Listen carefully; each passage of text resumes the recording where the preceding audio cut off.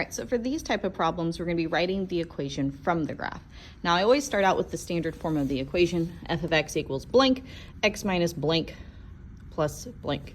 Remember, my a is going to go here, my h, and my k. So let's go ahead and write that. Again, sorry, I'm holding it by hand. So this is my a, and then my vertex is the hk. Use red for that. So basically, this should tell you that the only things that you need to find from the graph are the vertex and the a value. So let's look at the graph. My vertex, remember, is where it comes together. My vertex is the point hk. And here, my vertex is at 2, -1. So that's my h, and that's my k. I just got it again from this graph, 2, -1. Next, I'm going to find my a value. My a value is the slope. So from here to the next point, it is going up 1 over 1. So my a value is 1 over 1, which is just 1. So now I just got to plug these into the equation. So starting with my vertex hk, I put 2 in, and I put -1. So 2 for h, -1 for k. And then for a, I'm just going to put 1. So far, this is actually the equation. I can leave it there, but it can be simplified, right? A plus negative. Also, I technically don't need the 1 in front, right? Because remember, like 1x is the same as x.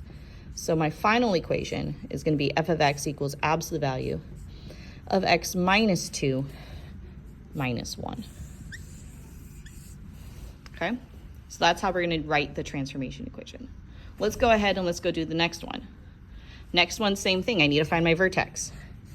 Remember, my vertex is the point h, k. So looking at this graph, my vertex is the point -3, 0. And then I need to find my slope, my a value. My a value, if I go from here just to the next clear point, because I want to make sure I do it correctly, I'm going to go down 3 and over 3. So then it's -3 over 3, which is just -1. So I have my a. Oh, you know what? I never wrote the h and k. Here we go. It's -3, 0. There we go. So now let's plug in our h, our k, and our a. So h is -3. K is 0. And then a was -1. So far, this is what our equation is going to look like. Now remember, again, just like when we had 1 in the front, if I have -1, I don't need to write the 1. I just need to have the negative sign.